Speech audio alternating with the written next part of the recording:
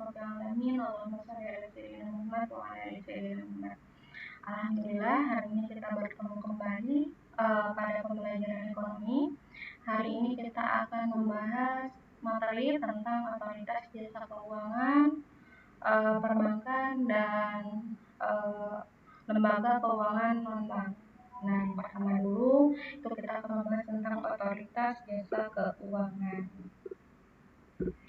Otoritas jasa keuangan ini menurut undang-undang adalah lembaga independen yang bebas dari campur pihak lain yang memiliki fungsi, tugas, dan wewenang pengaturan, pengawasan, pemeriksaan, dan penyidikan.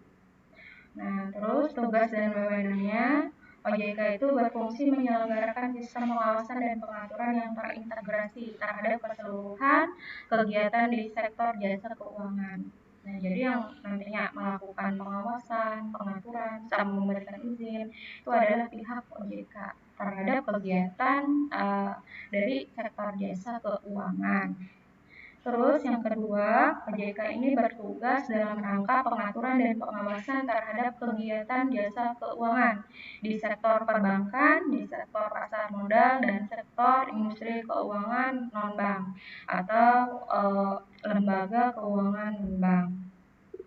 Berikutnya, tujuan dibentuknya OJK ini bagi sektor jasa keuangan itu yang pertama, agar keseluruhan kegiatan di sektor jasa keuangan terlaksana secara teratur, adil, transparan, dan akuntabel. Nah, yang kedua, mewujudkan sistem keuangan yang tumbuh secara berkelanjutan dan stabil. Yang ketiga, mampu melindungi kepentingan konsumen dan masyarakat. Jadi, ketika misalkan kita menggunakan layanan jasa keuangan, itu akan merasa aman. Nah, karena lembaga jasa keuangan tersebut sudah diawasi oleh otoritas jasa keuangan. Selanjutnya, selain melakukan pengawasan pada beberapa sektor, OJK itu juga memberikan perlindungan terhadap konsumen. Nah, ada beberapa tindakan yang dilakukan OJK. Yang pertama, memberikan informasi dan pendidikan kepada masyarakat mengenai karakteristik, layanan, dan produk sektor jasa keuangan. Yang kedua, OJK itu dapat meminta lembaga jasa keuangan untuk menghentikan kegiatan usahanya apabila lembaga jasa keuangan tersebut berpotensi merugikan masyarakat. Nah, jadi kalau misalkan nanti lembaga jasa keuangan tersebut berpotensi nih merugikan masyarakat, maka nanti pihak OJK bisa menghentikan kegiatan dari jasa keuangan tersebut. Yang ketiga, berdasarkan ketentuan peraturan perundang-undangan di sektor jasa keuangan, OJK itu dapat melakukan tindakan lain yang dianggap perlu. Nah, jadi ya tadi yang memberikan kita rasa percaya, rasa aman menggunakan layanan jasa keuangan itu karena adanya pengawasan dari pihak OJK. Nah, terus Ustazah, lembaga apa saja sih yang diawasi oleh OJK ini?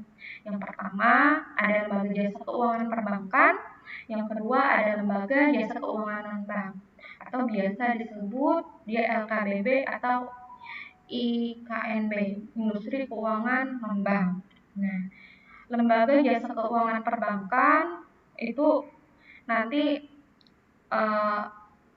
terdiri dari ada bank sentral, ada bank perkreditan rakyat, ada bank umum, dan bank swasta. Nah, kalau bank sentral sendiri itu biasa kita kenal sebagai Bank Indonesia. Nah, sementara bank umum itu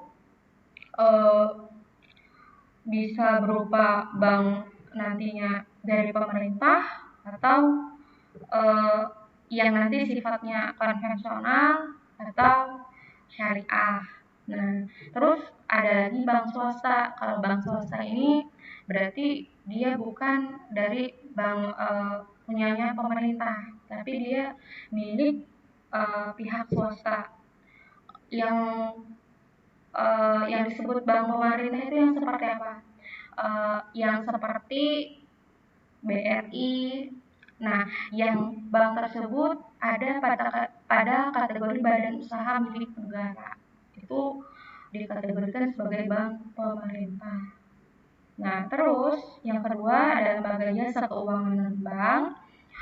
Yang pertama ada pasar modal, perasuransian, terus dana pensiun, lembaga pembiayaan dan pegadaian. Nah, lembaga-lembaga inilah yang nantinya akan diawasi oleh pihak OJK berkaitan dengan kegiatan usahanya. Ya, kita next. Nah, yang pertama dulu ada lembaga jasa keuangan perbankan. Nah, yang namanya bank itu adalah badan usaha yang menghimpun dana dari masyarakat dalam bentuk simpanan dan menyalurkan kepada masyarakat dalam bentuk kredit dan atau bentuk-bentuk lain dalam rangka meningkatkan taraf hidup rakyat banyak. Kita simak video berikut agar kita lebih mudah memahami tentang perbankan ini ya. Kita tunggu sebentar. Perbankan. Ikuti pelayanan terbaik dari bank. Mungkin hampir semua orang mengenal bank yang tersebar di berbagai pelosok daerah di seantero Nusantara. Namun, apakah mereka telah mengenal bank dengan baik? Apakah mereka memahami berbagai produk perbankan yang dapat memudahkan kehidupan mereka? Bank adalah sahabat masyarakat sejak dulu yang setia mendampingi setiap pribadi dalam bertumbuh, baik dalam pekerjaan maupun dalam bidang usaha. Bank juga menerima layanan kiriman uang atau transfer, baik dari rekening perusahaan ataupun antar rekening pribadi. Cukup dengan membuka rekening, maka gaji langsung dapat ditransfer atau dipindah bukukan dari rekening perusahaan ke rekening pegawai. Setiap orang dan keluarga layak memiliki sebuah rekening tabungan yang dapat dipergunakan sebagai sarana menyimpan uang mereka dengan aman. Aman dari pemakaian diri dan aman dari tindak kejahatan pencurian. Selain sebagai sarana tempat menyimpan kekayaan yang aman, tabungan yang memiliki kartu ATM juga bermanfaat sebagai alat pembayaran yang aman dan nyaman kala melakukan pembelanjaan. Kartu ATM ada yang dapat dipergunakan sebagai kartu debit yang langsung mengurangi tabungan yang dimiliki. Sehingga kita tidak lepas kendali, karena kala dana masih ada, kita dapat melakukan pembelanjaan. Namun kala dana sudah menipis, maka kita pun akan berhati-hati saat berbelanja dengan kartu debit tersebut. Disarankan, sebagai seseorang yang merencanakan masa depan, sebaiknya setiap pribadi dan keluarga memiliki setidaknya 2 rekening tabungan. Rekening pertama dipergunakan untuk tempat menampung penghasilan atau gaji dan tempat dana untuk berbelanja. Jadi, rekening pertama adalah rekening masuk dan keluar. Sedangkan rekening kedua adalah rekening untuk menampung dan mengakumulasikan dana investasi masa depan. Rekening kedua ini hanya dapat menerima. Dan setelah dana yang terkumpul cukup besar, baru digunakan untuk membeli produk investasi lainnya. Silahkan mengunjungi bank terdekat di tempat Anda untuk menikmati berbagai fasilitas dalam mencapai masa depan sejahtera. Bank, sahabat menuju masa depan. Cerdas mengelola masa depan sejahtera. Sikapi uang dengan bijak. Otoritas Jasa Keuangan, lembaga pengawas industri jasa keuangan yang terpercaya. Nah, tadi kan sudah kita simak bersama video tentang perbankan. Nah, di sana tadi disampaikan kalau kita menyimpan uang di bank itu lebih aman. Karena apa? Yang pertama dulu, karena ia diawasi dalam pengawasan OJK. Yang kedua, ada yang namanya lembaga penjamin simpanan. Nah, nanti saya jelaskan lagi. Terus tadi ada beberapa produk dari perbankan yang bisa kita nikmati. Ada produknya tadi berupa kredit, terus ada tadi mendapatkan yang namanya ATM, ya kan? Dan kita bisa juga mendapatkan layanan menabung, bisa berupa deposito, kan? Nah, kita bahas dulu tentang produk bank atau produk perbankan. Yang pertama ada yang namanya layanan kredit. Kredit ini adalah pemberian pinjaman dari pihak bank. Nah, jadi nanti ada namanya kredit aktif dan kredit pasif. Nah, yang kedua ada namanya layanan transfer.